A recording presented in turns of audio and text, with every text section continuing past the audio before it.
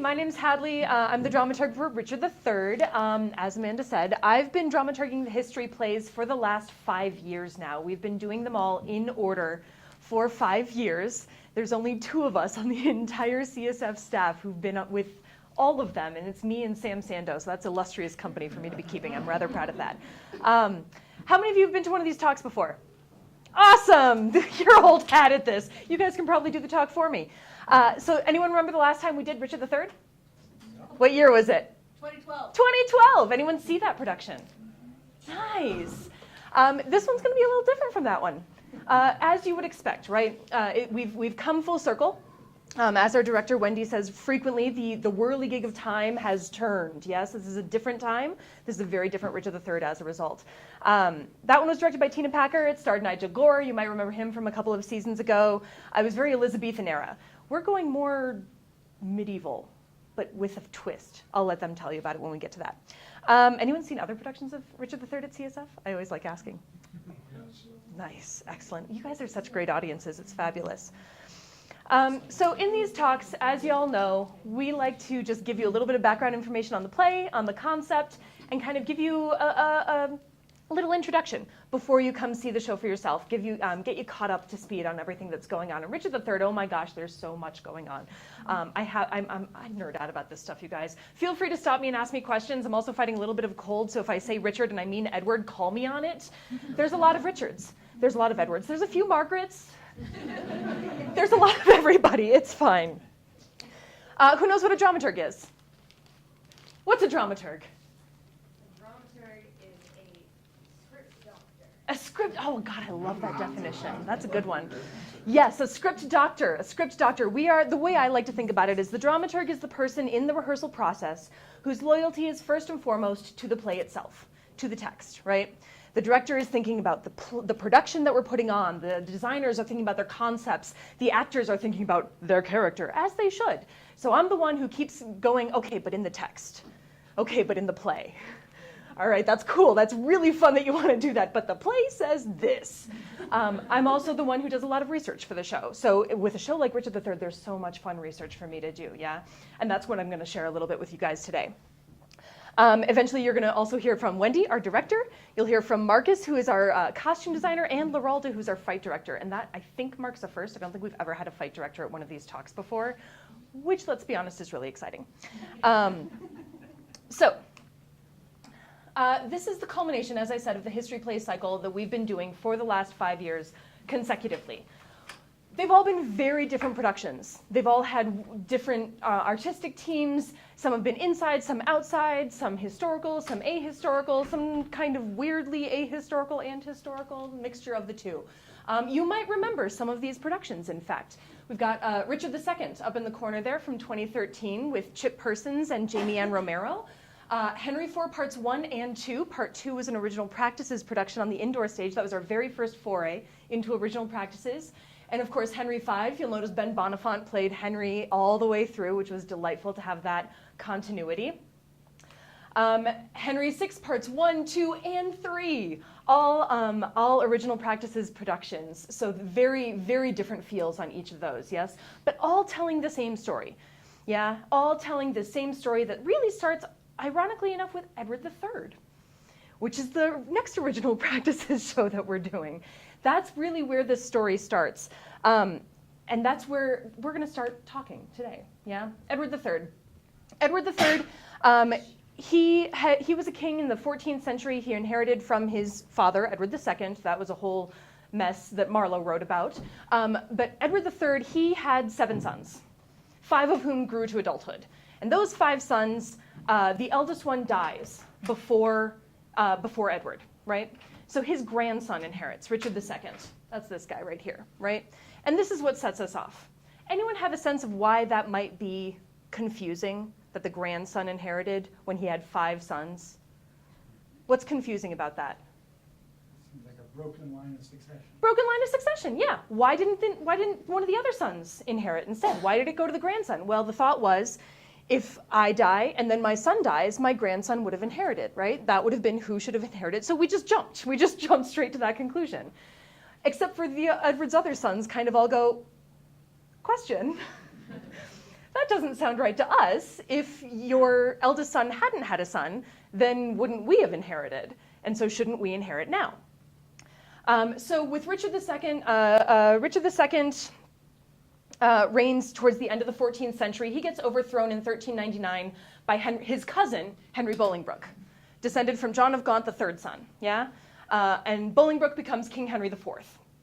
He reigns for a while. That goes pretty well. He has to fight with some warring factions, defend himself against the Scots.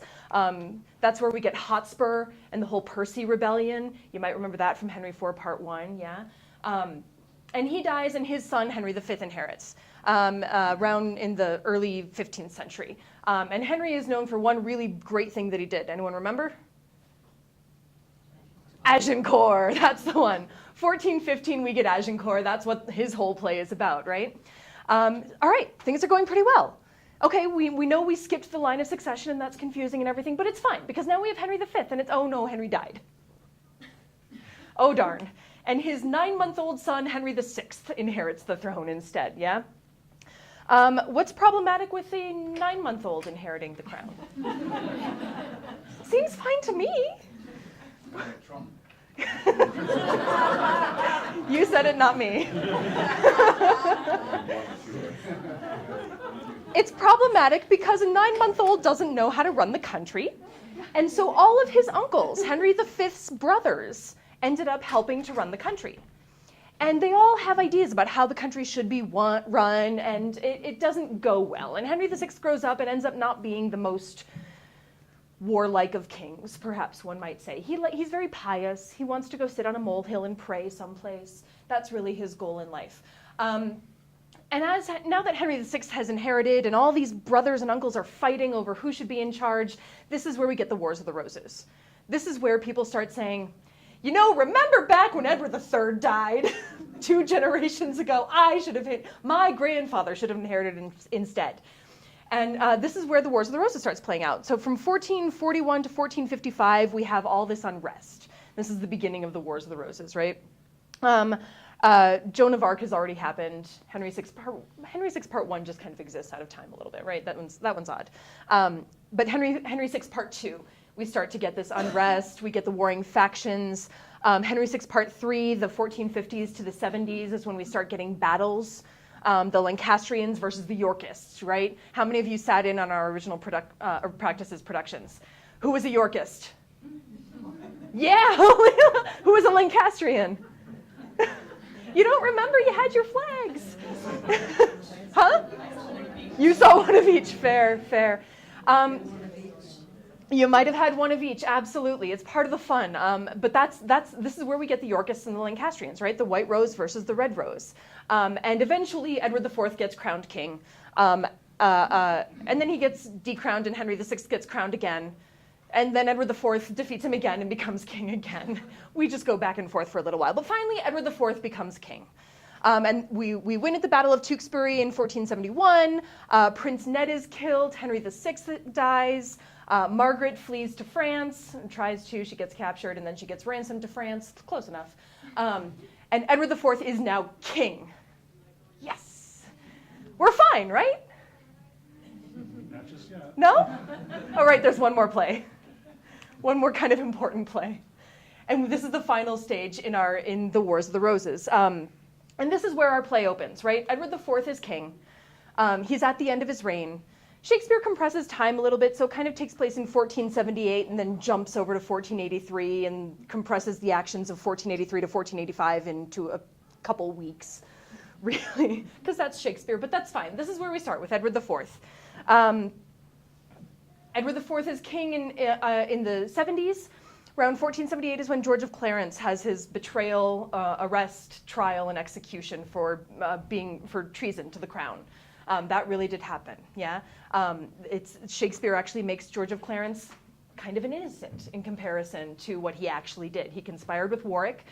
He tried to marry a princess of Burgundy so as to consolidate power, and really tried to overthrow his brother. So he gets executed for treason. That happens in 1478.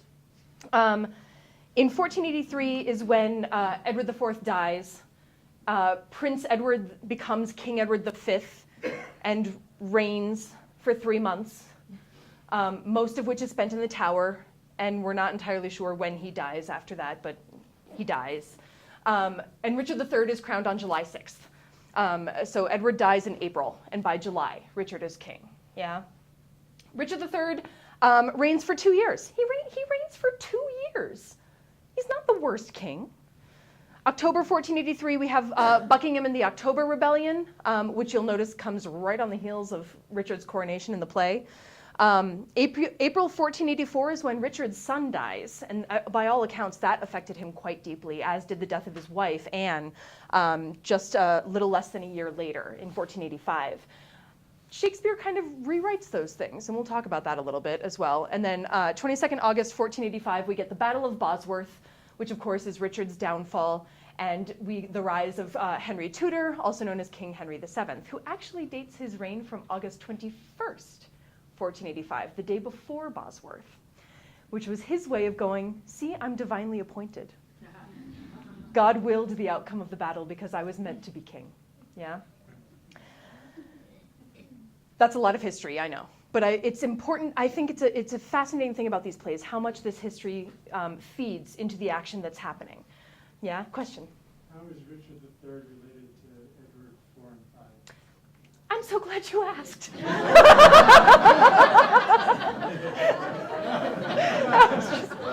was great. That was amazing timing. So as you'll see here, Edward IV, George, and Richard were all brothers. They actually show up in Henry VI, Part 3, fighting for their dad at the Battle of Tewkesbury, which I believe was Richard's first battle. Oh no, Barnet. Barnet was his first battle at 19 years old. So Richard is actually Edward V's uncle. Yeah?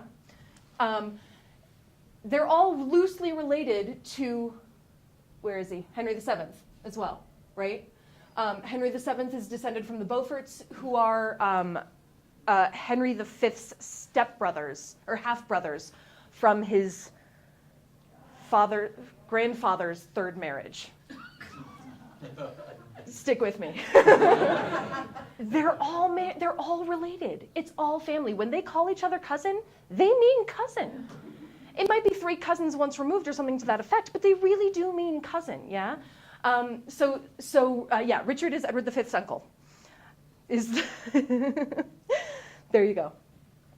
So I want to take a moment to tell you a little more about who these people truly were. One of the interesting things that you'll note is that Henry VII comes out the victor in this play, right? Who is Henry VII's heir? Henry VIII. And who comes after Henry VIII? Mary first, but yes, then Elizabeth, absolutely. And Shakespeare's writing for Elizabeth, right? Yeah, this is an important note. Shakespeare cannot write something that undermines Elizabeth's right to rule. At the end of the day, this play has to validate that Henry VII was the one who should have come out the victor. As I said, divine right to rule, yeah? That's a huge part of this play. A lot of what Shakespeare writes, historically, the action did happen. The action is all true. What is less true is the characterization of Richard and the timeline by which things happen. Shakespeare takes things that are questionable and makes them certain. And he has Richard, as we all know, turn to us and say, I'm going to be the villain. That's who I am. Yeah? That is who I am. Was he actually a villain? I mean, there's a whole faction of people who will tell you all the reasons that he's not a villain. But I think the truth lies somewhere in between, as it always does. What we know, what Shakespeare tells us, and what actually happened are 3 separate things. Yeah? So Richard III, he's the last of the Plantagenet kings. The Plantagenet is the family name that marks all the way back to William II. This is a line of kings. And as we've seen, it all goes back to Edward III, right? Everybody on this tree is related somehow to Edward III. So William II was even beyond that. These are the people who conquered England. So it's important to be able to say, this is why I have the right to rule. Yeah. We found his corpse, which is so exciting, right? We found his body. We know what he looks like. He's been reburied. It's fabulous. We know that he really did have scoliosis. He had curvature of the spine, which experts say would have probably resulted in just a 2-inch higher shoulder on the right side. That's all. Right?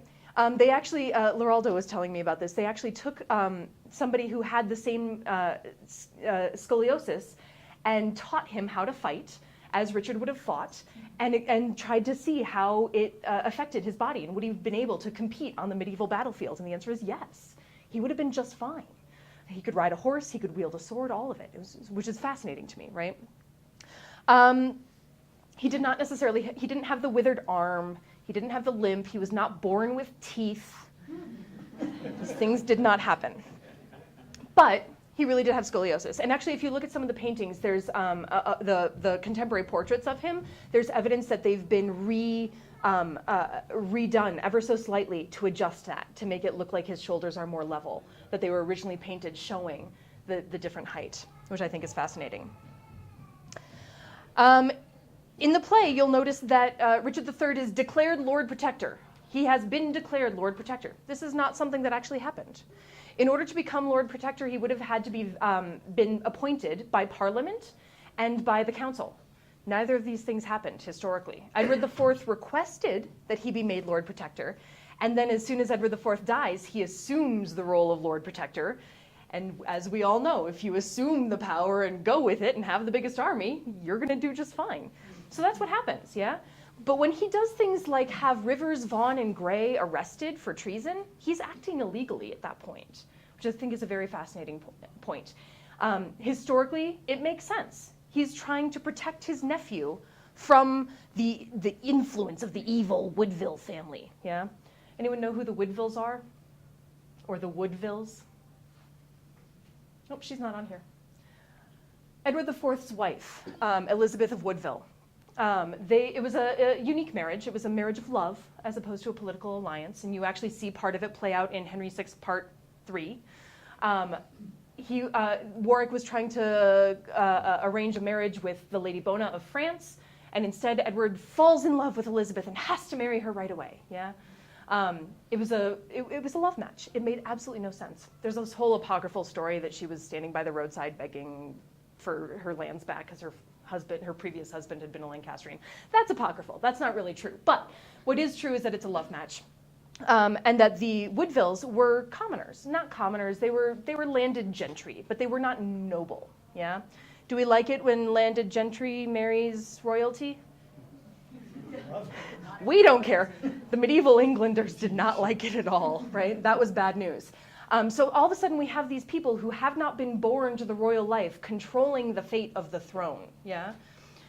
Rivers, Vaughan, and Gray are Elizabeth's brothers and sons, yeah? So when Richard removes them from the equation, accuses them of treason, and has them executed, he is in fact removing their influence from the young prince and putting himself as the only one who can influence them, yeah? This is where I say what we know, what historically happened, and what Shakespeare writes are three different things. And the truth lies somewhere in between. Which young prince? Prince Edward who becomes Edward V. Richard was trying to protect him. That's what he says. Trying to protect him, trying to remove the influence of people he didn't agree with, or trying to make himself, first and foremost, the most powerful man in the kingdom. The truth lies somewhere in there, yeah? It's interesting to note that Richard was reported to have a great heart, so much spirit, and great virtue, that he was actually the most pious of the three brothers. I find that fascinating given Shakespeare's portrayal of him, right? You would never expect that of him, but that's who he's reported to be historically, by people who knew him, people who met him. His reign, he was a remarkably good king.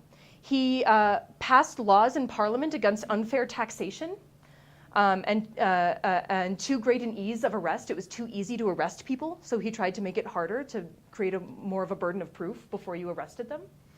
Those seem like good things to me. Maybe just me. He had laws published in English so that everyone could read them and understand them instead of Latin.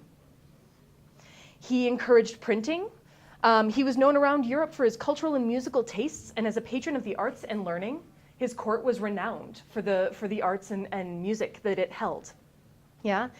None of this makes it into the play. None of it makes it into the play. The other thing to note about Richard is that he was really well loved in the north.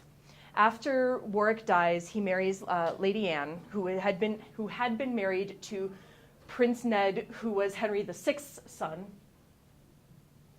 There, Prince Edward of Wales, yeah? There's a lot of Edwards, there's a lot of Richards, there's a lot of Margarets.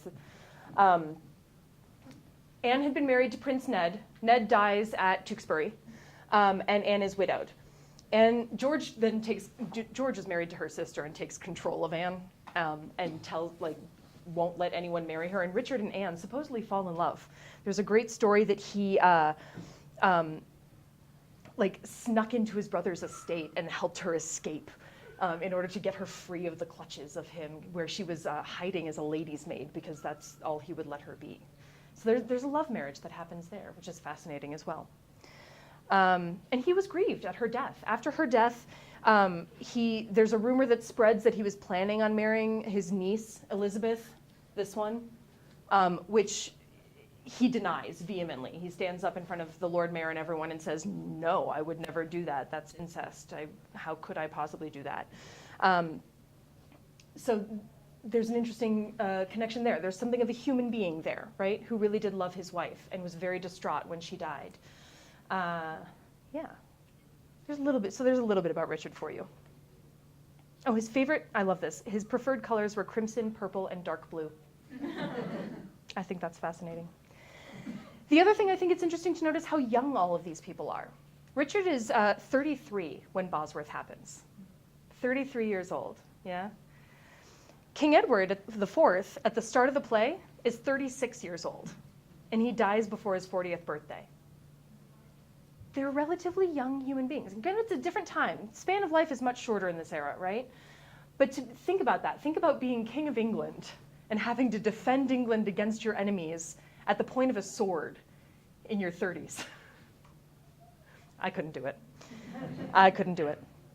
Edward IV, a little bit about Edward IV. I think he's an interesting creature. He's a well-known philanderer. He had mistresses up, down, left, right, all over the place. In fact, if you saw our last production, Jane Shore became a character in the play. You might have remembered, you might have seen her on stage catching Hastings' head as it got thrown over the set. It was rumored, he had a well-known habit of making promises to a woman and trying to get her, promising that he would marry her so that they could sleep together, and then moving on to the next woman, yeah? This is the common, what he would do.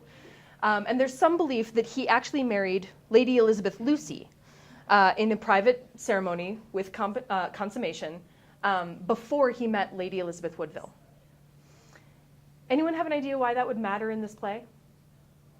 Why does it matter if he was previously married to somebody else? Because it becomes a legitimacy question. Yeah. If he was married before, then his marriage to Elizabeth is illegal, and therefore the children are illegitimate, and therefore they cannot inherit. Exactly. If the king was married to another woman before he married Lady Elizabeth, and then they had this child out of wedlock, that makes Edward V a bastard. Bastards can't reign. This is part of the rumor that Richard spreads. Richard actually does spread this rumor, and it comes up in the play. It's a beautiful argument by Buckingham in Act 3. So there's that history there. If it becomes, sometimes that one becomes difficult to track because it's a confusing argument. But that's what's going on in that argument, yeah? And it's a well-known fact about Edward. This is something that Tudor audiences would have known, that Edward IV slept around, that he had mistresses, and that he made promises. And therefore, whether or not Edward V really should have inherited is questionable. Yeah, that really is part of the story. He died in 1483, 5 years after George's death, at 40 years old, as I said. He does not die directly as a result of trauma experienced because of George's death, which is what Shakespeare would have you believe. These things happen 5 years apart. He likely died from just an overindulgent lifestyle. He had grown up a lord's son, fighting and riding and doing all sorts of manly things like that, right? And he suddenly you become king. You sit around. You eat 46-course meals. You drink all the time. Didn't agree with him. Yeah, it didn't agree with him. I don't know. Who else do you want to hear about the most? I can talk about all of them. So to clarify, Edward IV was Richard's brother. Yes. And Clarence, who's also called George, is also Richard's brother. Yes. Right, Exactly. right. Exactly. Yes. And they're all descended from another Edward who fought Henry in the previous play. And everything you've been telling us is historical. Correct. Okay. Correct. I'm trying to provide the historical background because it gives insight to the play. Shakespeare is writing, and remember, Shakespeare is writing in a time when we have to validate Elizabeth's claim to the throne. So even though George was the traitorous brother, Shakespeare portrays Richard as the traitorous one. Yeah? That's part of what's going on. Anyone know the legend of the princes in the tower? No? Doesn't everybody? What's the legend of the princes in the tower? That they were supposedly, they disappeared. They disappeared, correct. So Edward V is one of the princes in the tower. His brother is another Richard, Duke of York, yes. Yet another one, as I said. They're the princes in the tower. Richard III puts them in the tower shortly after Edward V's rise to kingdom. I won't say coronation because he never got to his coronation, right? So they go into the tower in May. They never come out again. The last time we see them is July 6th, which is Richard's coronation day. And after that, they're never seen or heard from again. They found 2 bodies in the 18th century at the base of the White Tower, I believe it is, that they believe were the princes. But they have, 18th century, they couldn't do DNA testing.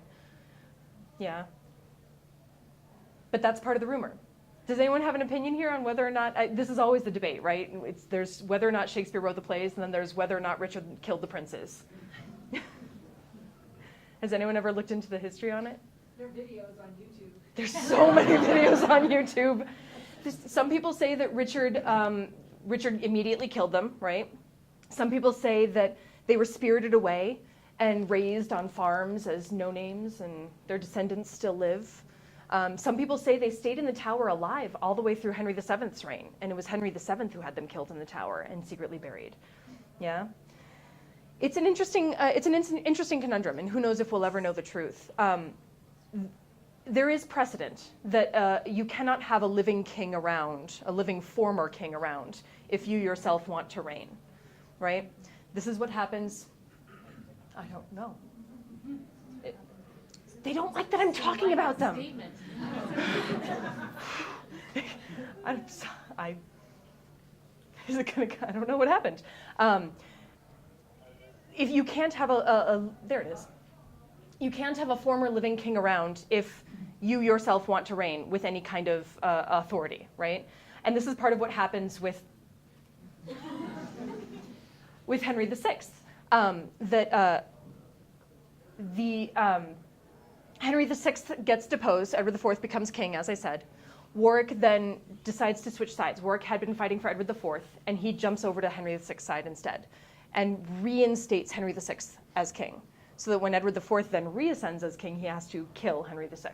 You cannot survive, yeah?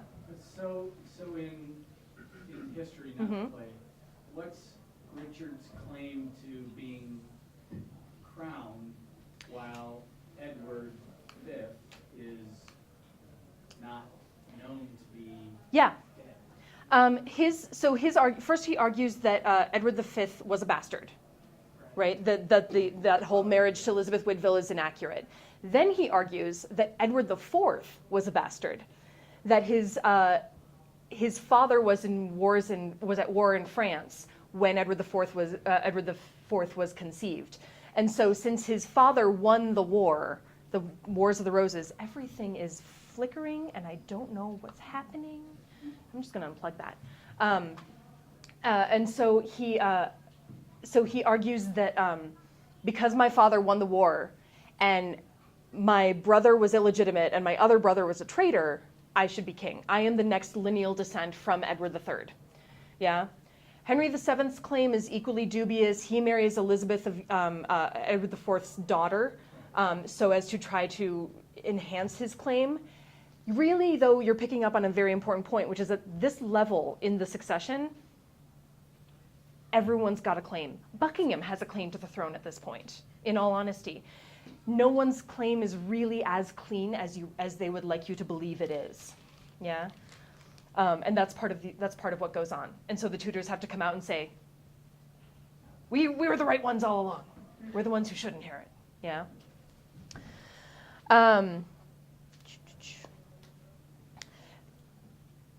You guys are picking up on this already, but just to highlight the blending of history and fiction that Shakespeare picks up on in this play is really an important aspect.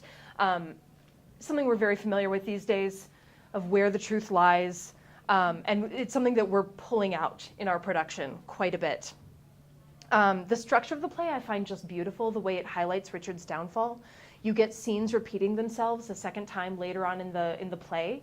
But whereas in the first scene, think of the Richard and Lady Anne scene, right? It's one of the first scenes we get in the play, and Richard is completely in command from the moment, from the get-go in that scene, and he gets exactly what he wants.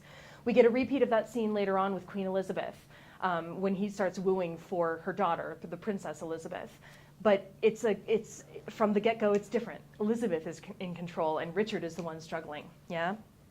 It's a very different situation, and it shows that he is no longer where he thought he was. Yeah.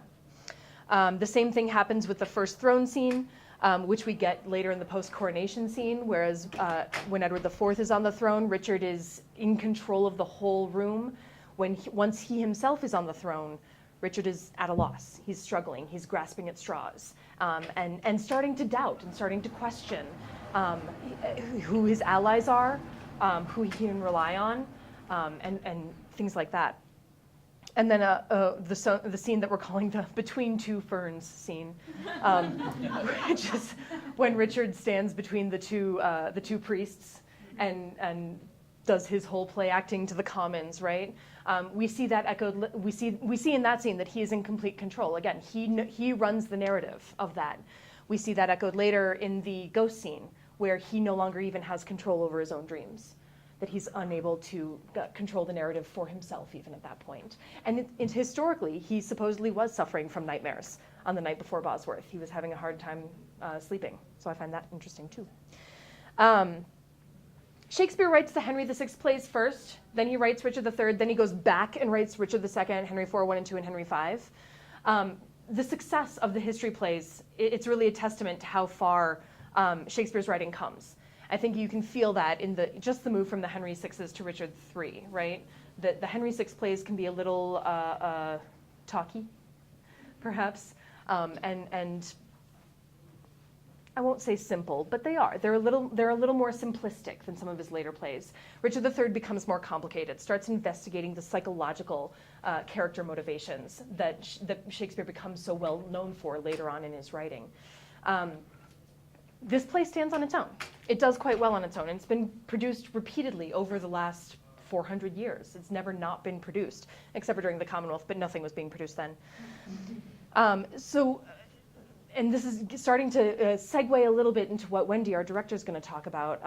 This is where we're pulling our concept from, is the history of Richard, and looking at how the play has been produced over the years. So in the 18th and 19th centuries, Shakespeare starts to get edited. The 18th and 19th centuries theatrically are grandiose. It's all about there's size, there's volume, there's theatricality abounds. Yeah, they had no qualms with fixing Shakespeare. In case you didn't know, Shakespeare needs fixing. They would do things like my favorite example is The Tempest. They gave Ariel a girlfriend. Yeah, Miranda had a brother on the island, which kind of completely negates her line about how I've never seen men before, but that's fine. And they wrote Sycorax in as a character instead of just having her referenced. So they had no qualms with editing Shakespeare as they saw fit. With Richard III, they would do such things as stage Richard's coronation, march through London with horses and a huge crowd scene. Yeah, this is how they would fix the play. I could see them, and there's no evidence of this, but I could see them doing things like cutting Richmond's final scene, because the play is Richard's. Who cares about Richmond? He dies. Story over, right? That's the sort of thing that they would do. It's the era of the actor-manager, and the actor-manager ran the company, starred in the show, and directed the show all at the same time. So the show really becomes centered around the actor-manager. He would play all the roles. Yes, we get leading actors who people follow. follow across seas. We'll do anything for these actors. We just want to see them play all the great roles. Lear, Hamlet, Richard, Othello, all of them, right? Doesn't matter. It's a very grandiose and very theatrical style of performance. And that's one more thing I want you to take away from this talk today is when you come see the show, listen for the language of the theater. It comes up over and over and over again. The language of play, the language of play acting, talking about characters, talking about performing, yeah? That's something that happens over and over and over again and that our concept really leans into. So with that, I'd love to bring up Wendy to talk a little bit more about that. Cool. Thank you, Hadley.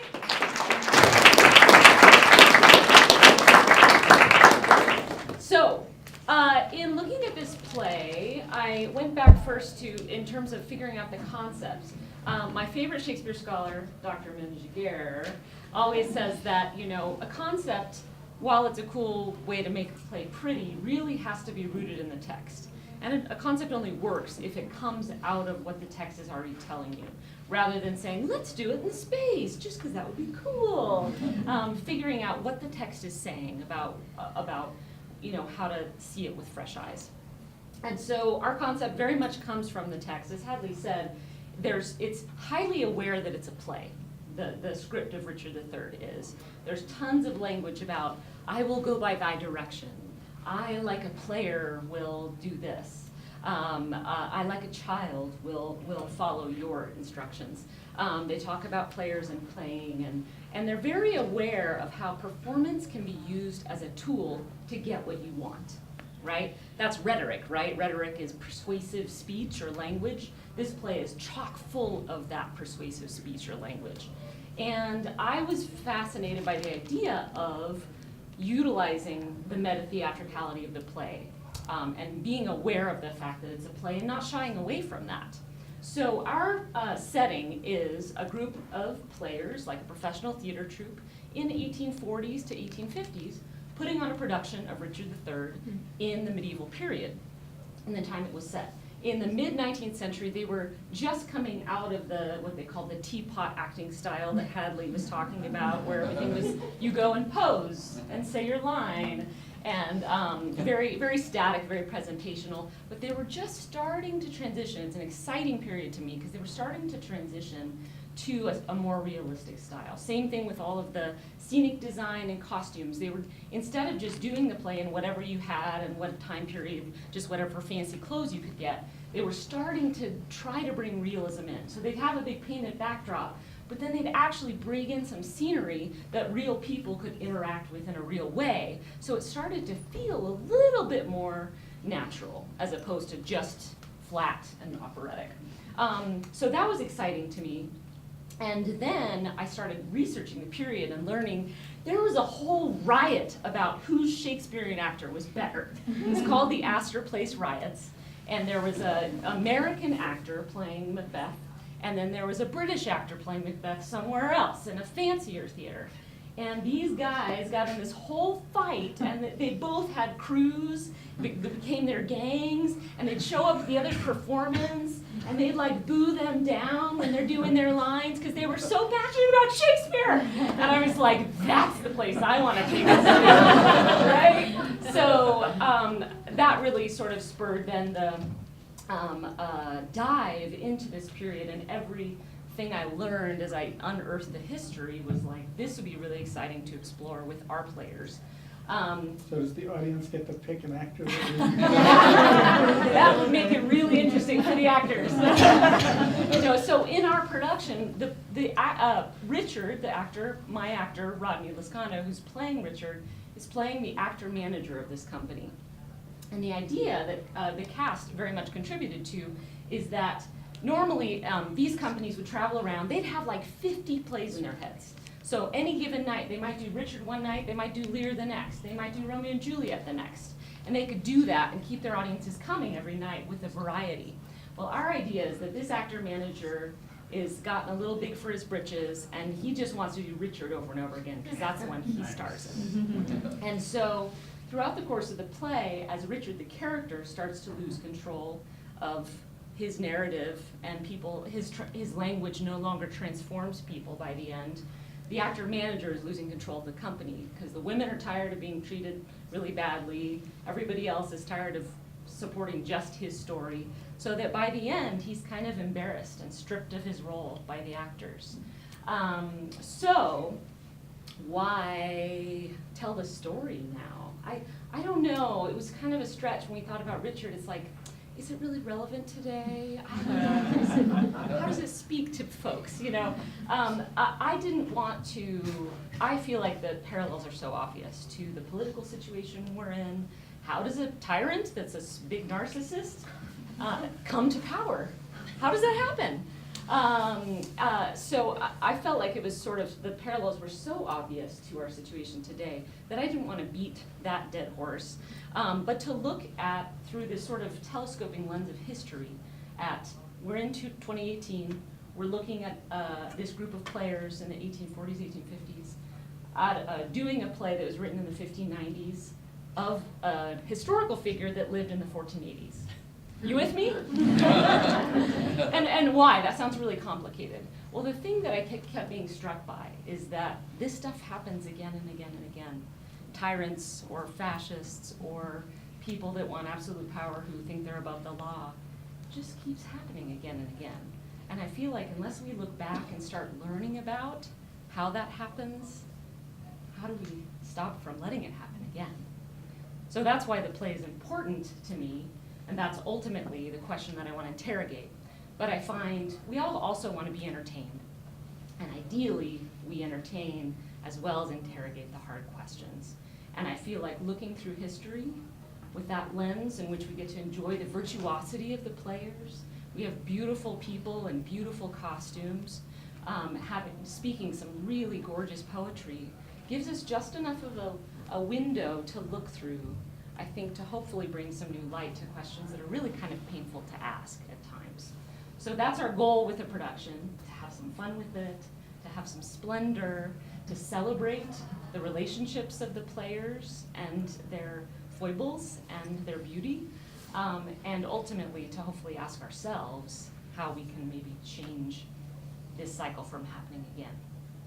So that's kind of where we're coming from, and then Markas is going to share with us a little bit about, we'll see if we can get this magic to happen about the costumes, but in the meantime, do you want to just chat about our Sure. approach? Hi everyone, I'm Markas Henry, I'm the costume designer. Oh, I can see it here. So as Wendy said, this fun concept of kind of playing with a couple of periods. And first off, we see a little bit of the kind of a really kind of stripped down kind of Victorian simplicity, which is interesting about the 1840s because it's also a period. The 1830s are about extreme excess, and then it's a time when things are stripped down. The 1840s, and we go to kind of uber simplicity before complication comes back in the 1850s and 60s and giant hoop skirts and things. So again, I loved that, really syncing that up. Because there's also some similar things, even with some hairstyles in the 1840s that actually almost are to mimic some things from the 1480s. And so that, I thought that was kind of fascinating too, that so that there was a little bit of a kind of historical overlay. It's not exact, but you could find some simplicity, some similarities. And then the other thing that's kind of fascinating, as Wendy started to say, that is playing with, is that that we're right at the very beginning of this idea of historical accuracy, and this thought, this new performance idea. And so again, before that, people would just wear their finest clothes, and it didn't matter whether you were the third servant from the right. If you had a Dior, that's what you would wear, right? And perhaps even upstaging some other maybe more important people. Because actually people provided their own costumes. And so during this period, we finally get to the era where people are starting to want a little bit more control. And there was an American actor, designer, manager, Charles Keene, who actually, we have his drawings of various productions that he designed. So it's interesting again to look at history of and going to museums and looking at really what late 15th century silhouettes look like, then seeing the Victorian idea of those silhouettes. In some places they're very accurate, and other places they are wildly different. And a lot of it has to do with the sense of morality and ethics and propriety that comes into the Victorian sensibility that maybe wasn't there in the 1480s because we haven't had the Reformation yet, right? And so it's interesting, again, looking at these various lens of histories, and not just from a clothing point of view, but also from a kind of a social point of view of what did people know, because that's really influences the choices they made. And so we have the fun job of kind of, again, looking at late 15th century, again, of a play written in the late 16th century, and then through the lens of the mid-19th century, but with choices from the 21st century. So wow, confusing, but fun. So anyway, hopefully as you see the show, you'll kind of see some of those things kind of link up. And then I also wanted to touch base on, since I don't have real visuals that I can really blow up huge, the idea of our hump, right? Certainly, Richard, maybe there's a slight differentiation that you would have never known, but from a theatrical point of view, that doesn't really work. You kind of need to see it. And so we kind of, instead of just kind of leaning into it a little bit, we kind of just knock the hump off the edge of the table. And it's big. It is large and in charge. And no matter what angle you see him from, you see the distortion. And so that was also something that from a design point of view that was interesting to me, was that he could, no matter where you saw him and what angle, there was no hiding, right? And so again, we made it big, and we saw some things in a fitting the other day, and we're like, oh, let's do this, and let's even emphasize it even more when we get to the battle. And so it's fun in this process of making these choices and then starting to connect the dots as you move forward, and then even build upon those choices even more. So it's been great fun. Yeah, no, it's all good. It's all good. Yeah. Any questions before I hand it over to Leraldo and sword playing? Leraldo's visual. Yes. How do you justify having the big hump and the limp if after the bones have been exhumed? That's not really true. But I know we Can I take accept that one? we Yeah, accept, absolutely. I'm we glad you asked that Richard. We question, accept Mike. Richard. So Yeah, no. as we know him. It's extremely important to differentiate history, what we know more or less from the men who told it, versus Shakespeare. And I'm very clear about the fact that I'm telling Shakespeare's story. This is a play written by William Shakespeare. This is not any sort of retelling of history. And we should be clear that Shakespeare has always just been Shakespeare. Exactly. It's not real history, No. right? It was It's a propaganda. fictional character, Fair enough. and exactly, it really was pure propaganda. So again, taking it directly from the text has multiple references in the dialogue to describing what he looks like. And so we are being very faithful to that in the script. Yeah. I think the harder question that a lot of people ask is, how in 2018 can you have a non-disabled actor playing a disabled character? And that's also, thankfully, my concept addresses that sort of as a byproduct, is that this is a group of players in, a few hundred years ago putting on a play about this character. So we actually will see him put the costume on. We'll see him come in as the man, and then he puts the costume on, which is also, I think, part of our story of how we manipulate people's feelings with stories that we tell. Great question, thank you. Yeah. Leraldo? Great. Yep. Hey, everybody. Stand by.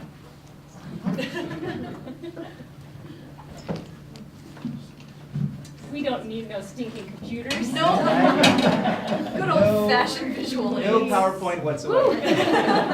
Hi, I'm Leraldo. I'm the fight director for the show. I have the beautiful opportunity of filling in the parentheses that Shakespeare leaves us. right? You have characters, you have stories, and they have their interaction, and all of a sudden we come to kind of a climax of different scenes or of the entire play. And Shakespeare gives us the beautiful opportunity of the 2 words in parentheses, they fight. That's it, right? So I get to collaborate, or someone like me, a fight director, gets to collaborate with all the rest of the design team, specifically the director, in talking about how we fill in those parentheses that goes along seamlessly with the story, right? What is the kind of question mark? What's happening in the play? Or what's happening in the scene, or what's happening between these 2 characters, all the way up to the exclamation point where it would be the climax. What happens, and what do we see? How does the audience, how do we want them to react? Like, what happens physically on stage? What kind of feelings do we want to evoke with the physical dialogue between 2 or more characters?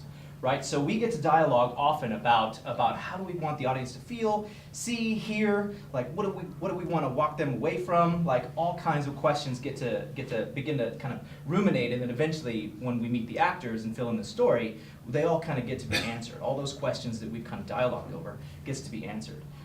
So it's a pretty exciting part of the story, or my part of the story, that actually gets to fill in the director's vision, because that's truly what a fight director's job is.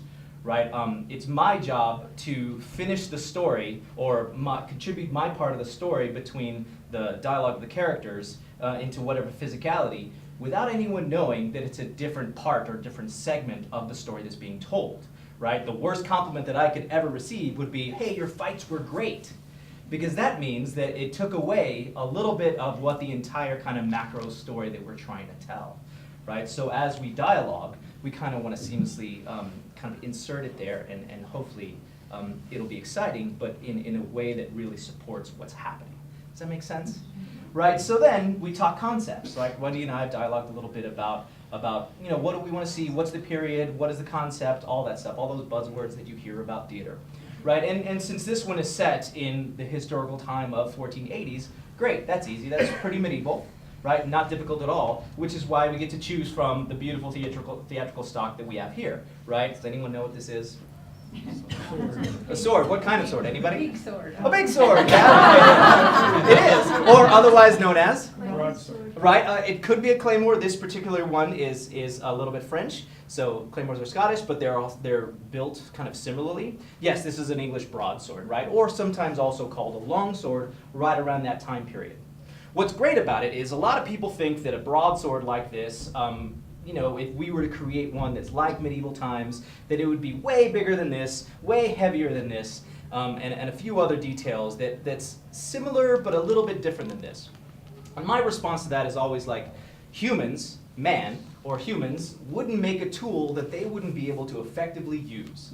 Yes, there might have been a little bit more metal and a little bit more length or width, but for the most part, the dimensions of those swords back in the day are very similar to the dimensions of this sword that I have right now. And this was built not very long ago, within 20 years, right? It's held up pretty well. Just like as you see when the museums kind of exhume different tools, weapons, etc. of the time, sometimes they hold up pretty well because they were built pretty well, right? So then we think about how does this tool, or how does this item, or how does this prop, as we have to call it in the library, right? How does this prop kind of enter into the world that we're trying to create, right? So then we get to think about, well, how do these things move?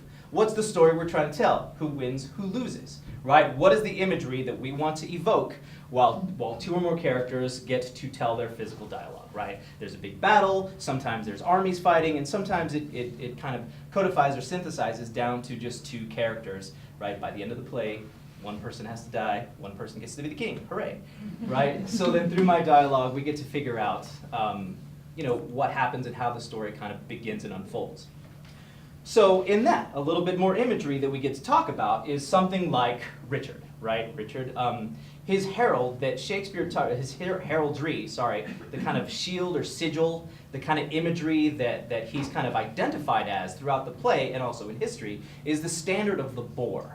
Right, the idea of the boar. They kind of refer to Richard as the boar, both historically and also in the play. So I got to think about, okay, well, if Richard is considered a boar, what kind of physicality does that happen? What emotionally happens? Like, how do we get to tie in those little pieces of imagery to kind of evoke that imagery on stage to where people can recognize? And I kind of chatted with Wendy a little bit, and we thought about, okay, well, if I was thinking of like a boar hunt, right, in different areas, England had them as well, but you know, Africa and here in America, etc. Like boars are pretty vicious, right? Once they start charging, kind of like a rhino, it's hard to stop them. But they're also pretty dexterous, which is interesting considering the challenges that Richard has.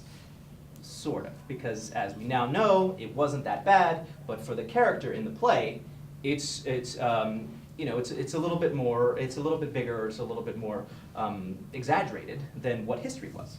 So then we get to figure out how the imagery of the boar and the physicality of the boar gets to kind of manifest in his challenge, or adaptability, into someone who is historically really good at fighting.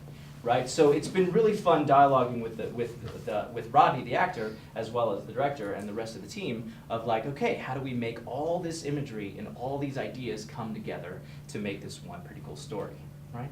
Questions thus far? Right? Pretty simple, right? So I have the beautiful opportunity to kind of help that out.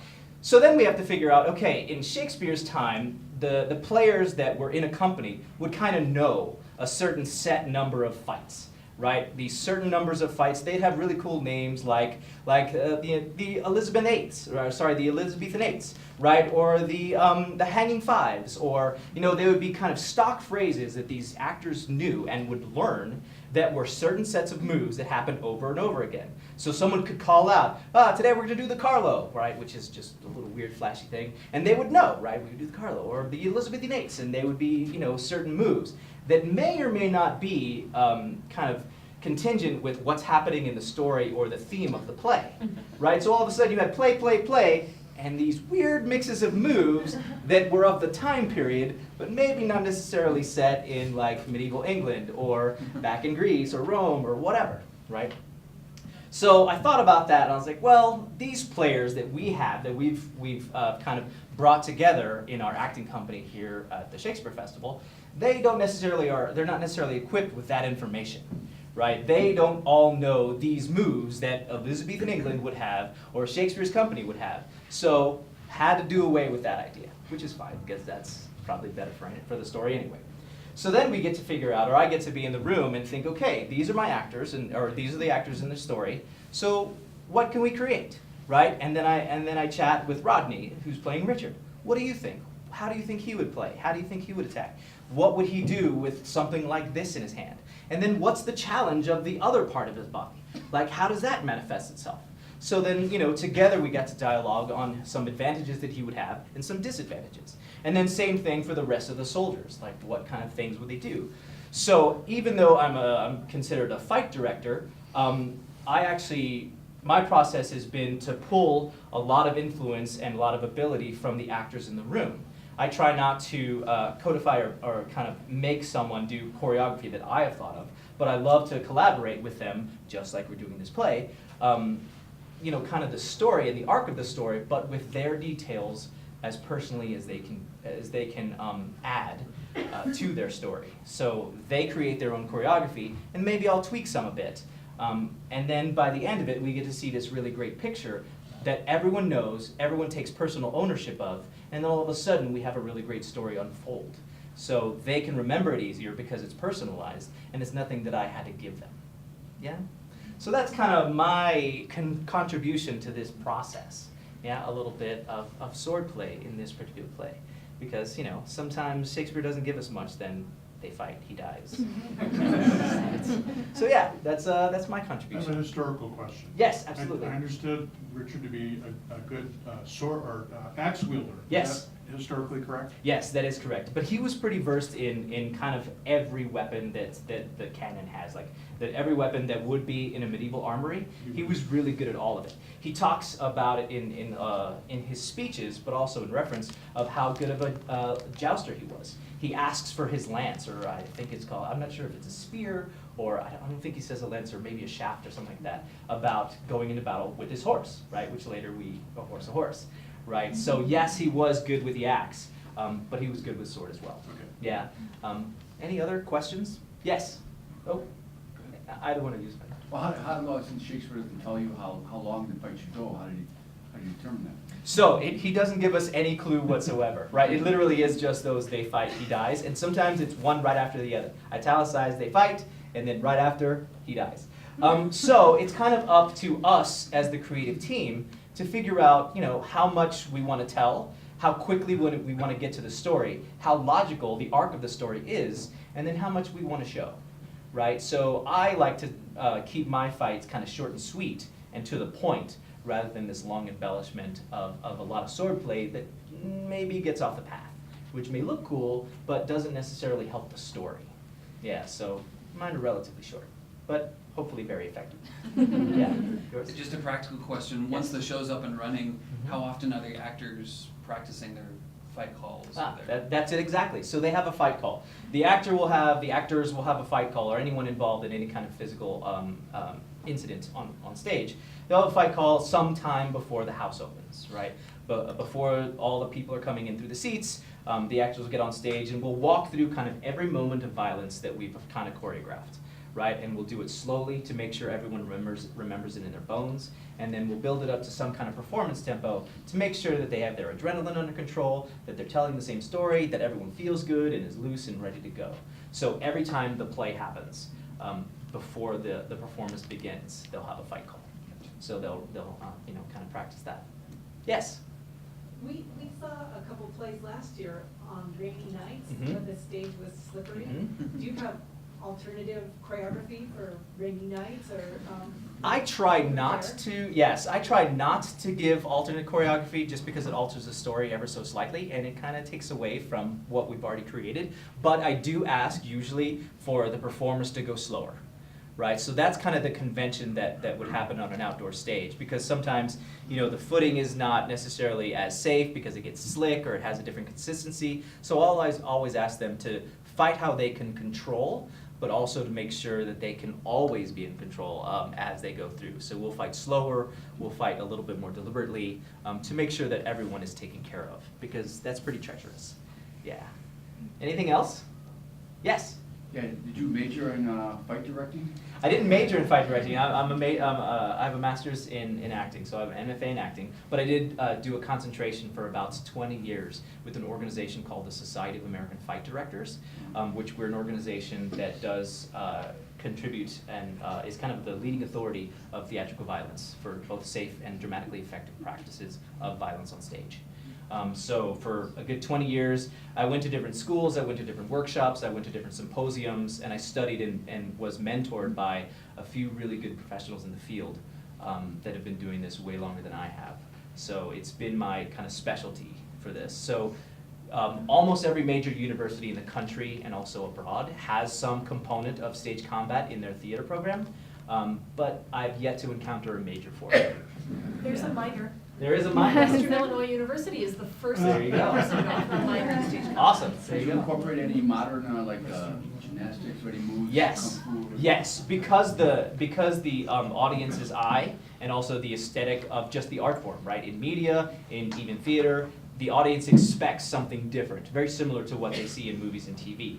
Because of the art is kind of evolving to the sophisticated eye, we as fight directors and choreographers, etc., have to change our aesthetic as well. We have to figure out how to make things pleasing or kind of connected to what the audience expects now. So now there's a lot more martial arts, as you see in movies, and there's a lot of different styles that are now being kind of added in or changed and morphed and evolved to what the audience expects.